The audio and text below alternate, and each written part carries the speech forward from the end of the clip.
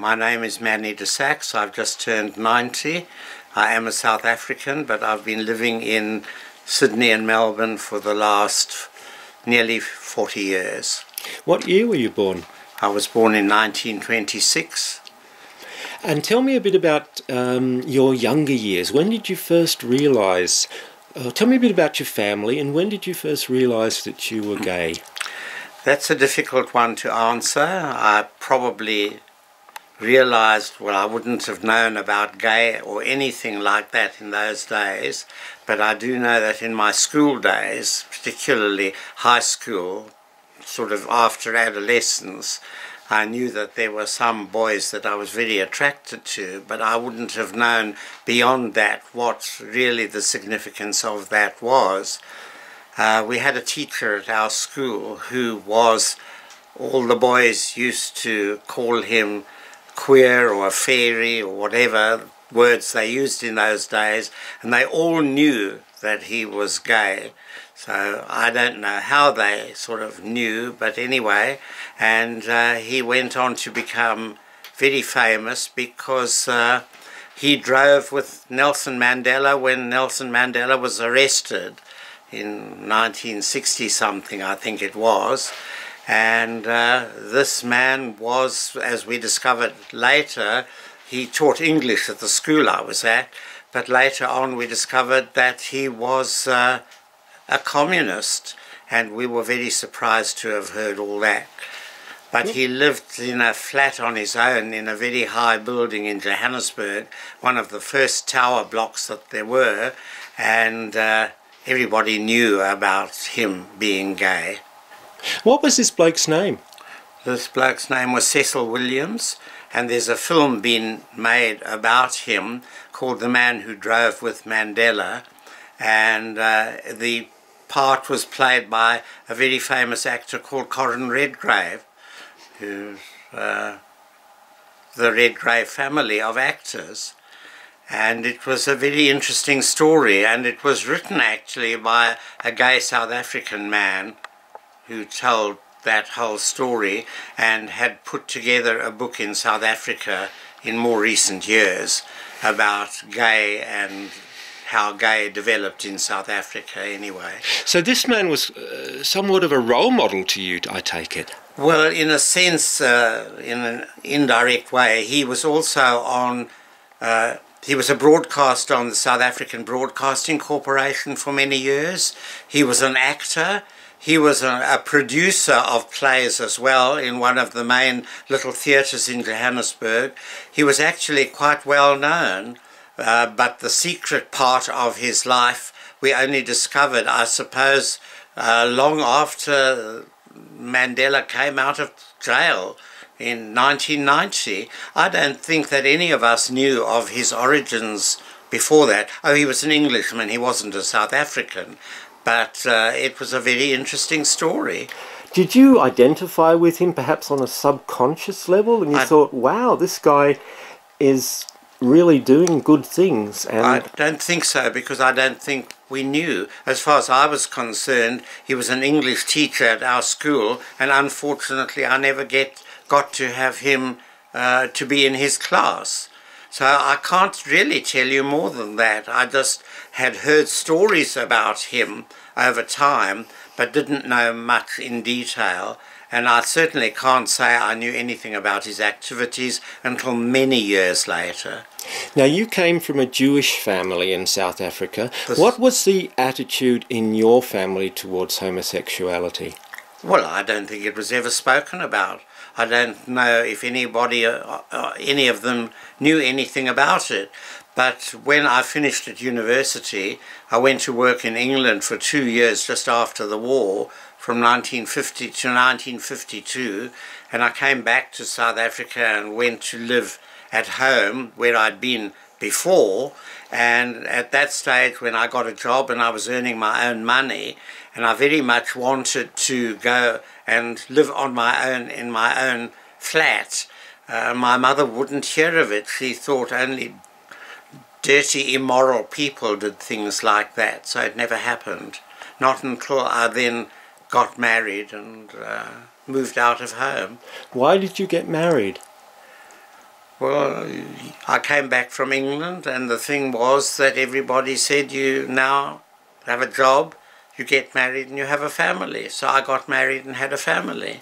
You know, it was very much a Jewish thing to do anyway, apart from other not Jewish people who were enticed to do the same sort of thing, even though they might have been gay or lesbian. Did you come from an Orthodox Jewish family?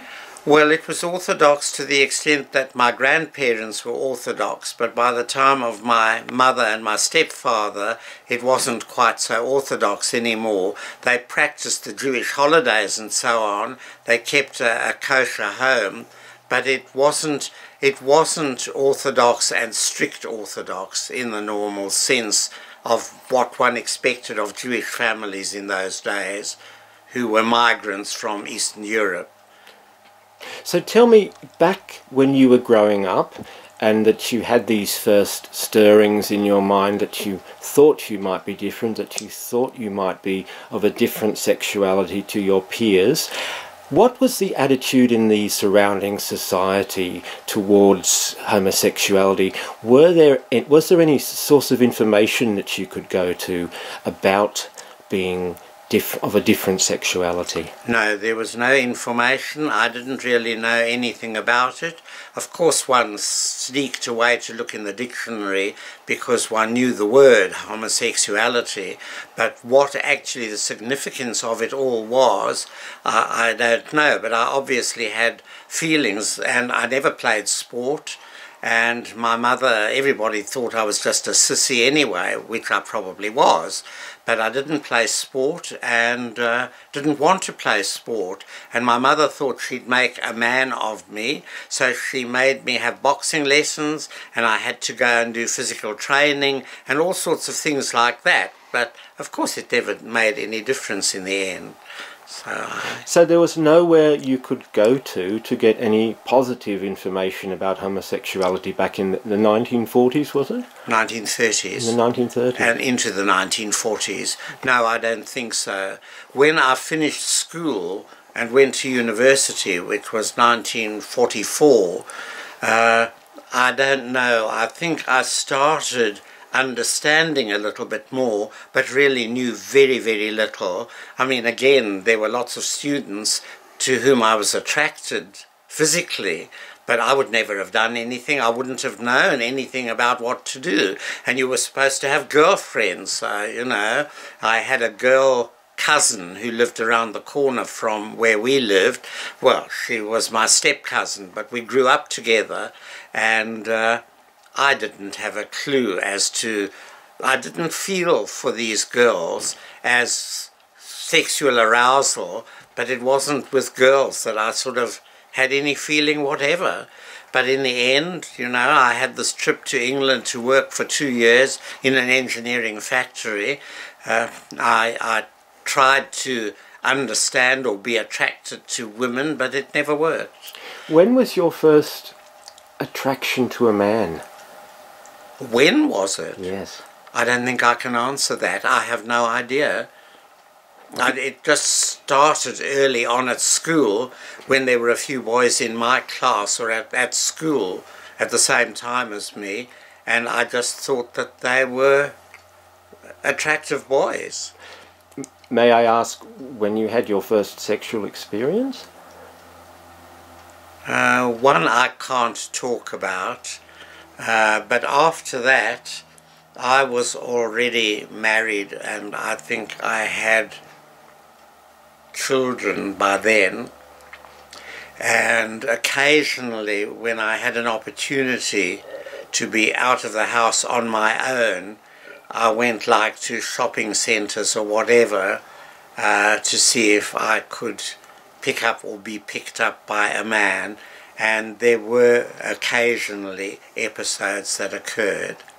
And when I was at university, and when I was working near the university, there were occasions when I could walk past shopping centres or shops or whatever, and here and there a man and I got involved with each other in some sort of manner or other.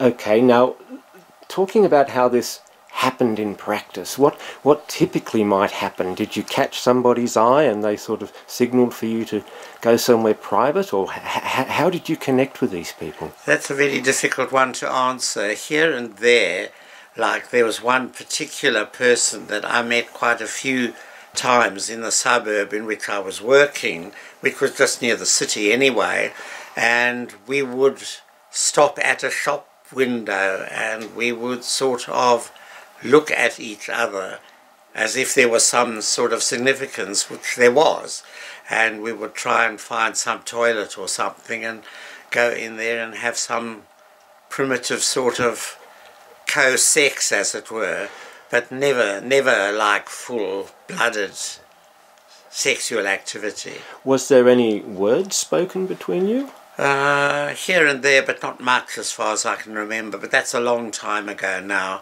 I don't really remember an awful lot of the detail, but I do know that I had encounters in shopping centres and places like that. Were you frightened because you were in a public space that Yes. other people might see you? Oh yeah, I was frightened anyway, because I was a married man with a family. I was always frightened. So, I mean, those were episodes where anything could have happened, and the police in South Africa were not exactly renowned for their gentle behaviour. What happened? Sorry? What would happen if somebody was caught in homosexual behaviour in South Africa? Oh, well, I think they would be jailed and prosecuted, and there would be all sorts of goings-on. But they would probably be assaulted in jail, and there would be more attacks on them in jail by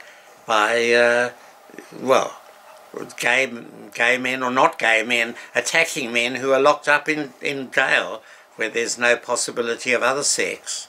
So we're talking about the 40s and the 50s here? We're talking about the 40s and the 50s and into the 60s. Were there a lot of negative things in the press about homosexuals at the time, perhaps in the tabloid press in South Africa? Yes, always. What sort of things did they say? Well, there were people who were caught under all the immorality acts in South Africa, and they were prosecuted and jailed, and some of it was very ugly. I don't remember details now, it's too long ago, but I do know that those days were not pretty ones in South Africa anyway, and if you were gay and caught, however, there were certain jobs that I had where I discovered there were actually some gay men working there, and that was quite interesting because here and there I was asked to a gay party and couldn't go because I couldn't get away from the family. So that happened in later years, just before I came to Australia.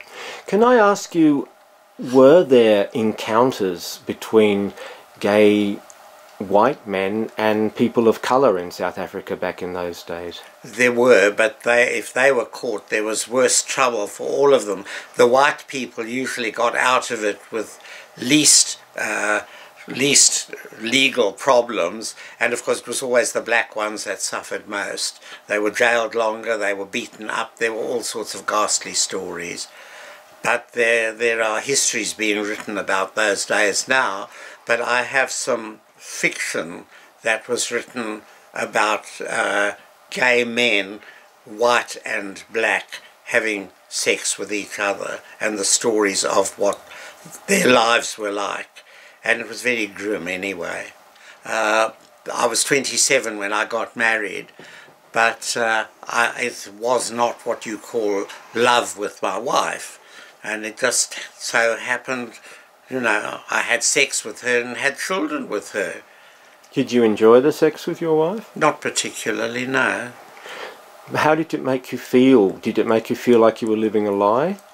Well, I didn't really know that much at that stage to understand that, but later on it did become that sort of situation, and even more so when we came to Australia in 1978, and I found out what sort of gay life was going on in Sydney, which is where we were living, and I certainly escaped at night time sometimes and found some gay life.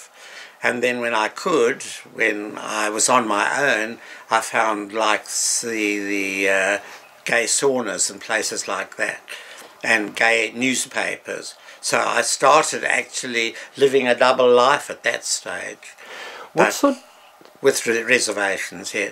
Go on. What sort of employment were you engaged in all throughout your professional life?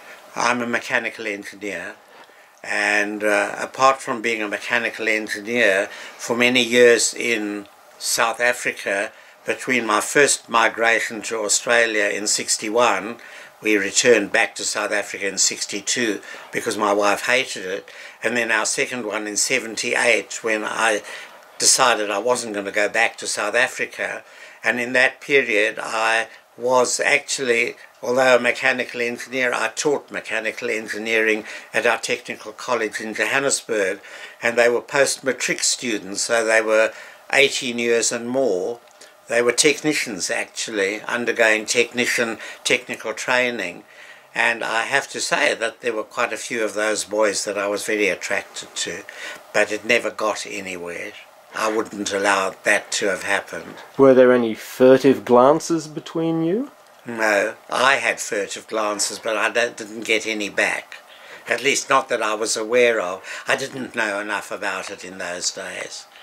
So, engineering is quite a macho sort of profession. absolutely. Did you feel frightened because you were in this kind of profession? You were frightened of being outed? No, that never occurred to me at any stage. I was frightened of the people around me, but not at work. I mean, at work it wasn't going to happen.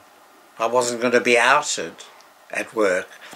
And then that only started occurring after 1985 when my wife and I separated. And then I came out more politically active as an activist, first in the so-called Labour Party, and after that in some socialist groups.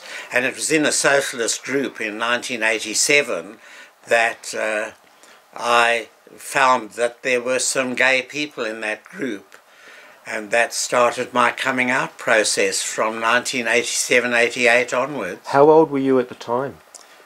I was 61, 62.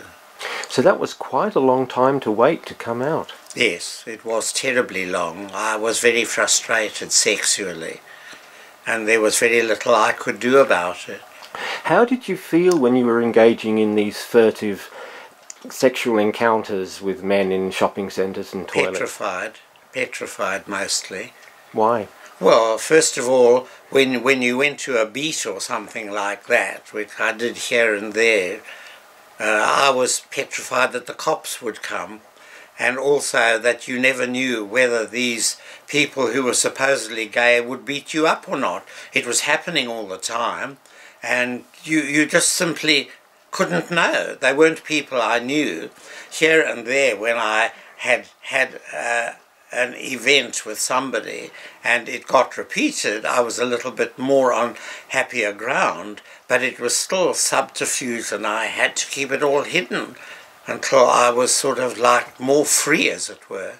So there was no hint of affection, it was just simple mechanical sex with these guys? It was mostly mechanical sex, but here and there I was quite ready to share affection, but how was I going to do it under the circumstances? It was just very difficult. You were never invited back to anyone's place?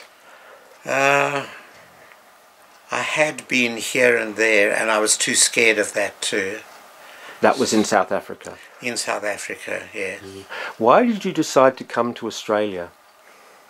Oh, I had a son who was at university, and he was getting to be of military age, and if he failed at university he would have had to go into the South African Army, and there was no way that I was going to allow that to happen if we could get away with it. And I actually had Australian citizenship. It's a whole long story, but I had Australian citizenship although I was a South African. So that's how I came to be in Australia in 1978. Did you feel that South Africa was a kind of a stifling place to live because of the apartheid regime? And because very much so, because your political feelings were restricted as well. And my sympathies were with the oppressed people, And I was petrified there of getting involved, because if you went to jail in South Africa as a political activist, there would really be problems. When did your activism in South Africa begin, or when did your sympathies with the political activists in South Africa begin? They happened in South Africa to start with when I was 16 or 17, which was towards my matriculation year.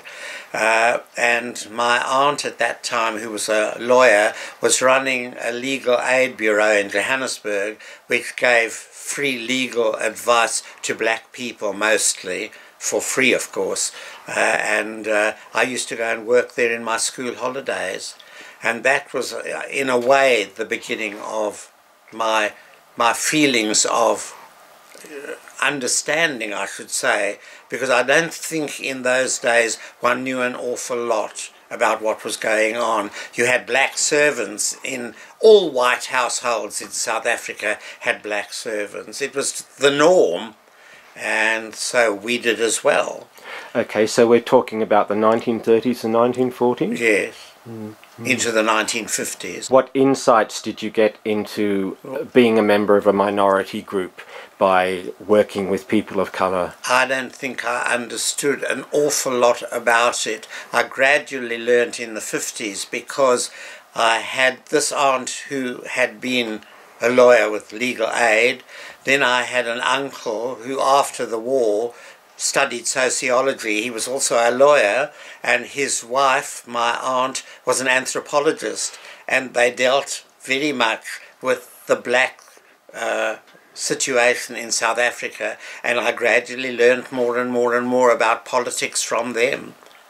So my early education was really politically from about the age of 16 onwards. When did you start thinking about divorce from your wife?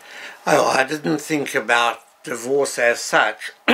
For many years she and I had not really had a very good relationship, and she was still South Africa obsessed, although we'd been living here for several years already, and she kept going back to South Africa on holidays, which of course used a lot of our meagre resources all the time. But when we were busy buying a flat in Sydney, and she decided we were just paying all our income that we were getting from our jobs into paying off mortgages and so on, and she said, we've got to sell the flat, it's pointless paying the mortgage like this all the time, she'd rather pay rent. So we sold the flat and we moved our separate ways. She moved into a rented flat and so did I, and that was when my life started afresh at the age of 60. And this would have been in the 1970s? 1985, 1986. With this newfound freedom, what did you do with it? I first of all I'd been in the so-called Labour Party for 5 years, and then I realised that wasn't getting me anywhere politically. It wasn't according to what I believed in, and I found a socialist group which was called International Socialists, and I joined them, and so that was in 1986, and the rest became my modern history, as it were, of activism, and then from 87, 88 onwards, gay activism. So I combined my political beliefs with my gay beliefs, my gay life, as it were, and they were combined after that. When would you say that you had your coming out? What can you tell me the story about the circumstances that led to your coming out and when you had your coming out? When the circumstances leading up to it were that I was now free because my wife and I had separated. My children weren't living with me. 2 of them had gone off on their own anyway, and the third one was still living with her mother, but she was nearly finished at university. So the children were not an issue at all anymore. And once I was politically active in a socialist group, and then I found, having changed from one socialist group to another, that in that new socialist group there were some gay people. I one of them came from Melbourne to Sydney once, and I went out for lunch with him, and I said, well, how would it be if I sort of came out as gay in the group? And he said, well, a whole lot of us are gay in the group. And that was the beginning of it in 1987-88. So I started actively becoming gay. My first gay demo was thanks to Margaret Thatcher, who in 1988, in March, April, was busy introducing into the British Parliament some terrible legislation called Clause 28 or whatever, and it was very prohibitive. And at that stage I had been to a political demo and been given a leaflet at the end of it at the Domain in Sydney, which told about a demo outside the British consulate at Circular Quay in Sydney, and I went to my first gay demo in April 1988. And then I discovered that there was a group there who had organised this demonstration, and they were called Gay Solidarity Group, and they invited me to come to a meeting, and that was the beginning of my gay activism. When you decided to come out, I imagine this guy that you've mentioned that was in the group, that was the first person that you told that you were gay? Oh, he was actually in Melbourne and I was in Sydney. Mm-hmm. So he came back to Melbourne and I didn't really see very much of him except when we came down here for conferences in Melbourne from Sydney. And I met him a few times, but he's a very well-known gay activist, and he was an archivist in Melbourne, and lots of stories about him too. He was the first person you came out to? He was the first person I came out to. Was it a really a feeling of great relief to actually tell someone you were gay at that stage? It was a relief, but I was very nervous. I didn't know what would happen thereafter. And I have to say, this coming out process is ongoing, and just because you tell somebody that you want to come out and you tell the group that you're gay doesn't mean it stops there. And I was still working in jobs and was very much closeted in those jobs until I turned 65 and was no longer working. But then I still went on part-time working as a teacher at the TAFEs in Sydney, and eventually I came out there as well. So it was an ongoing process. I think that up till 1991, 92, even when I had my last job, which was with Telecom, subsequently Telstra, I came out there too, and it was very nerve-wracking in lots of ways, but I was still in the process of coming out. How did your wife take it when you came out to her?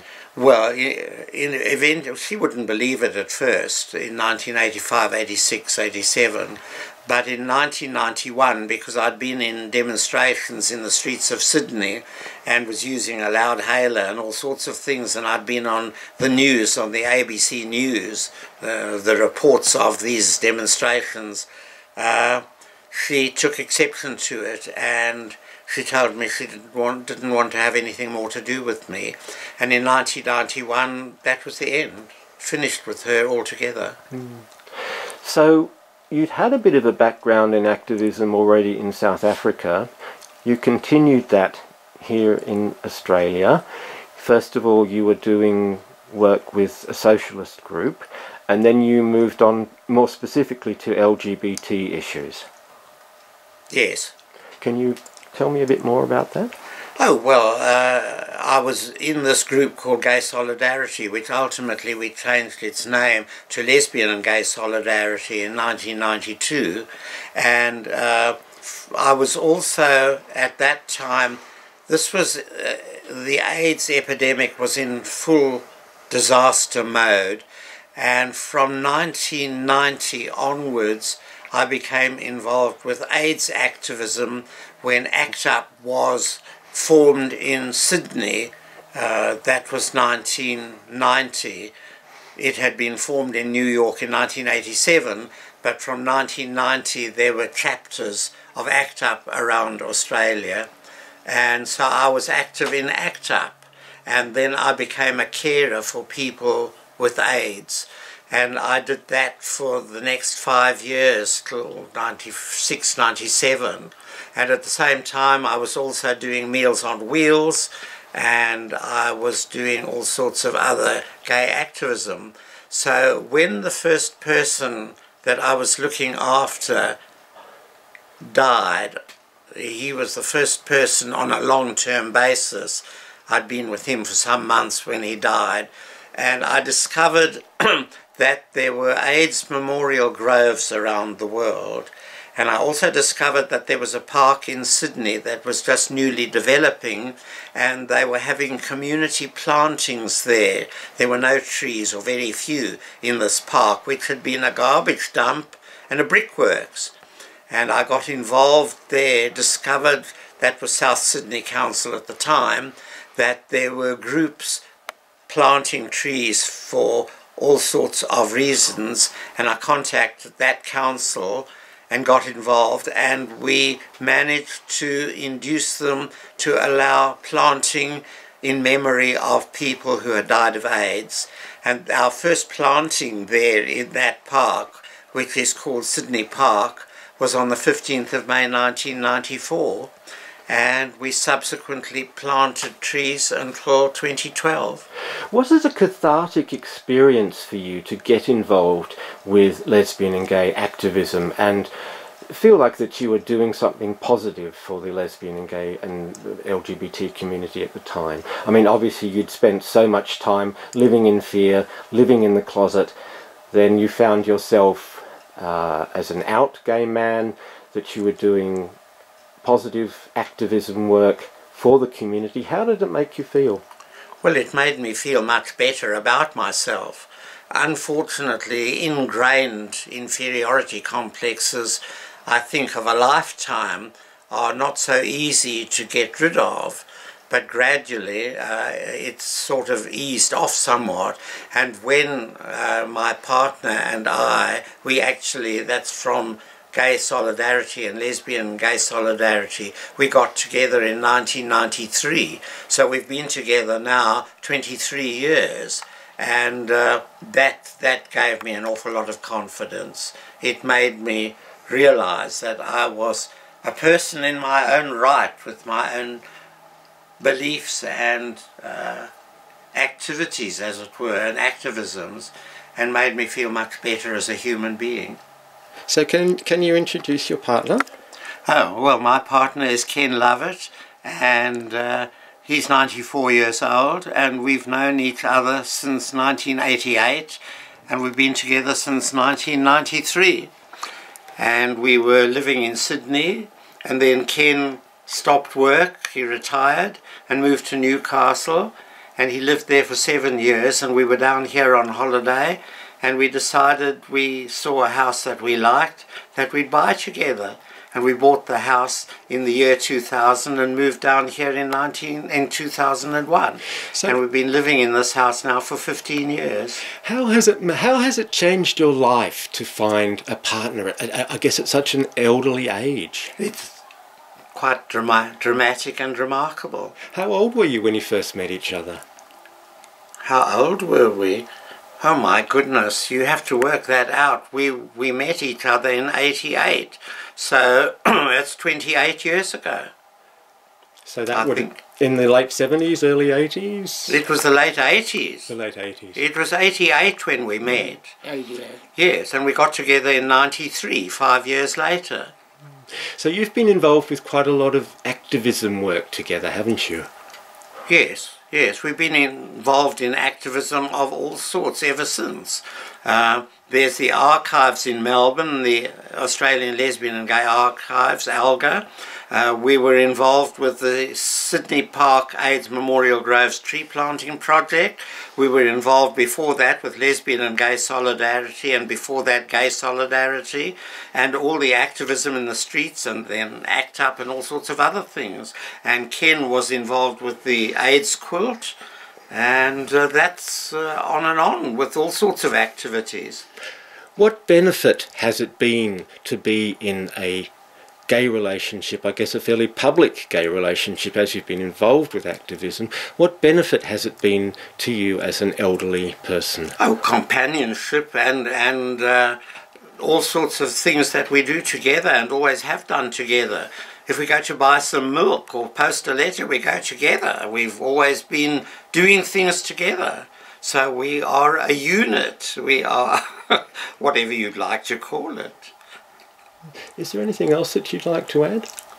Well, we are not able to do what we used to do because we're much older. We've had all sorts of illnesses. Fortunately, our minds are still working to a certain extent, our bodies likewise, and we do what we can given the limitations that we have. Oh, we've got the web pages, of course, as well, which gives us a whole lot of room for activism online as distinct from activism in person. Although we did go to a demo a few weeks ago about Preston Market, which there's a big fight going on about redevelopment of the market, and that was a demo we went to at the ages of 94 and 90. What's your website address?